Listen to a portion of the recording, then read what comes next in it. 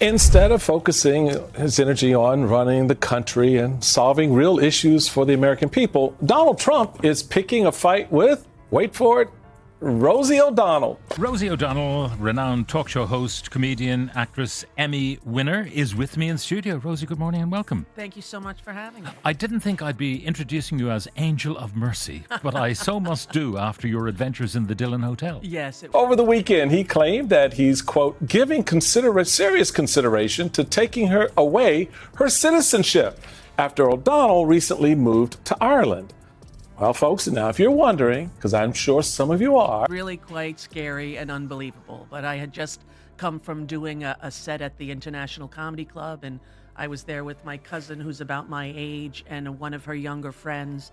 And, you know, I'm very hyper vigilant when I go out. I always notice. Donald Trump's entire house of cards was built on a lie, and Rosie O'Donnell just exposed the master illusion, the Apprentice. Ever wonder how a man with multiple bankruptcies became America's CEO? Rosie claims it's all thanks to a reality TV script designed to fool you. Wait until you hear how the editing turned blunders into brilliance, and why Trump's furious response proves she hit a nerve. Before we move on, I'd like to ask you a small favor. If you appreciate this content, please take a second to like this video and subscribe to the channel. Over 98% of you watch the videos without subscribing. It costs you nothing, but it makes a huge difference to us. So, did you click the subscribe button? Great, thank you so much. Now, back to the video. What if Donald Trump's self-made billionaire image wasn't earned in boardrooms, but carefully scripted in a TV studio? According to Rosie O'Donnell, the entire facade Trump built around himself started with The Apprentice, and rather than showcasing his business genius, the show worked overtime to paint him. Whether or not the president can legally do that,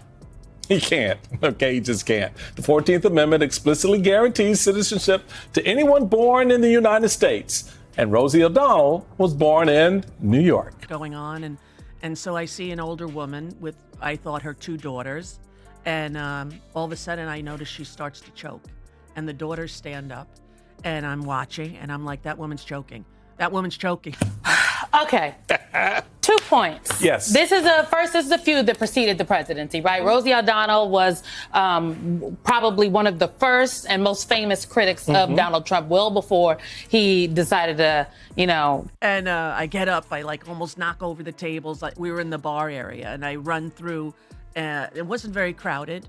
And my friend, who was 40, she ran around the back. I said, have you done the Heimlich? And she said, no. And I'm explaining to her, put a fist. As something he wasn't, a savvy and flawless leader. Rosie didn't just stop at saying it was bad TV. She called it a full-on PR campaign to trick viewers into believing a myth. And she's got a point. The Apprentice served up drama, but more importantly, it handed Trump a character, a billionaire tycoon who made quick, sharp decisions, always knew what he was doing, and had a Midas touch when it came to business ventures. The truth? Trump's actual career was riddled with failures most folks wouldn't even recognize. Bankrupt casinos, failed airlines, a university scam, you name it. But according to O'Donnell, none of that mattered to the producers who worked behind the scenes to sell Trump as untouchable. Instead of airing any real blunders, they just dressed him in a fancy suit, stuck him in front of a marble desk, and made sure the cameras rolled at all the right moments. Add some intense music, and suddenly, he was the king of capitalism. Here's the kicker, it worked. There's even a 2016 study that showed how regular viewers of The Apprentice rated Trump as a stronger leader compared to those who never watched the show. Rosie's argument is that this fake success story isn't just harmless entertainment. It blurred the line between reality and fiction, creating a perception that helped Trump later climb into the White House. Remember those dramatic boardroom firings? Rosie slammed those moments, pointing out how carefully they were edited to make Trump seem like he could handle every situation perfectly without ever sweating under pressure. Ultimately, Rosie's claim stings for one big reason. It underlines how Trump expertly crafted an illusion to manipulate the public. And you know what? His reaction to her critique wasn't a thoughtful defense. It was a meltdown. Trump loves to call himself a stable genius. Jump in here and before he was elected president.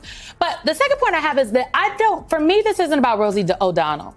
This is about, let's put on the screen from Amanda Frost, who's an expert on citizenship law at the University of Virginia School of Law. Feel where her ribs are, you know, I'm explaining because I had taken some courses, and I was standing in front holding her, checking to see that her mouth and her throat was clear, which it was. And she's got tears in her eyes and she's turning red. In 1967, the U.S. Supreme Court declared in Afroyim v. Rusk that the citizenship clause of the 14th Amendment bars the government from stripping citizenship, stating, as Michael just read, right? So for me, in the first administration... Only to find out later there There's is no 999. 911 here, but okay.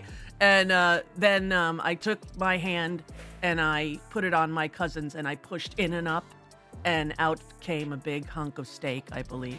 But Rosie O'Donnell's sharp con man comments seemed to make that stability wobble and fast. Instead of answering her critique or offering any shred of evidence against her claims, Trump did what he always does when cornered. He lashed out. He threw personal insults at O'Donnell like a kid flinging spaghetti at the cafeteria wall, even going as far as threatening to revoke her citizenship. Yep, you heard that right. Apparently, Trump thought running the United States came with a magic wand for yanking away someone's legal status, as if citizenship is some kind of country club membership he can cancel with a snap. Legal experts like Anna Navarro quickly pointed out how utterly ridiculous this was, hammering home the fact there's absolutely zero legal basis for such a claim. But isn't that the point? Trump wasn't trying to have a rational debate or defend his so-called legacy as a businessman. Instead, he tried to whip up enough chaos and name-calling to distract everyone from the actual issue. Rosie's dead-on accusations about his failures and fake media image. Stephen Miller had a whole unit focused on denaturalization. That is taking away citizenship from someone. It's a legal process. And he was a little bit successful, but the courts took a long time. So maybe, just maybe, Donald Trump's ire and focus on the birthright citizenship. And everybody started to cry, and it was very, very emotional. And I get back to our little table, and I had my tuna tartare there, and I couldn't eat because I was shaking, you know. Because you say you're good in a crisis at the moment of crisis, but Yes. post-crisis... I'm a mess. Clause within the 14th Amendment is not just about the brown people coming to the U.S.-Mexico border. No, it's about the folks who are here. Come on now. It's about you, Yep. you, me, Yep. anybody out there that the president says. I'm a mess afterwards. So I'm so emotional that the people next to us were, Rosie, how'd you know, Rosie? We didn't notice it. My name's Fiona. And I start talking to them. I start crying. Like I can't. And so I look over like lovingly. And honestly, con man really takes the spotlight off his golden you're fired act, doesn't it? This isn't new territory for Trump. Whenever someone, especially a woman, criticizes him, the playbook stays the same. Accusations from Carly Fiorina or Megyn Kelly answer with petty shots about their looks. For Rosie, the insults came in their ugliest form, designed to drown out her words with noise. But the louder he gets, the easier it is to notice the pattern. He never addresses the actual claims. Not then, not now. It's the same deflection strategy he's pulled for years. Why correct the record when you can throw a tantrum instead? Rosie clearly touched a nerve, though. When someone digs into the foundation of Trump's public image, the whole thing starts looking like a house of cards. And that's what really scared him. O'Donnell wasn't just calling him out. She was revealing how the media helped sell his entire illusion like it was name-brand toothpaste. Rosie O'Donnell didn't just roast tea.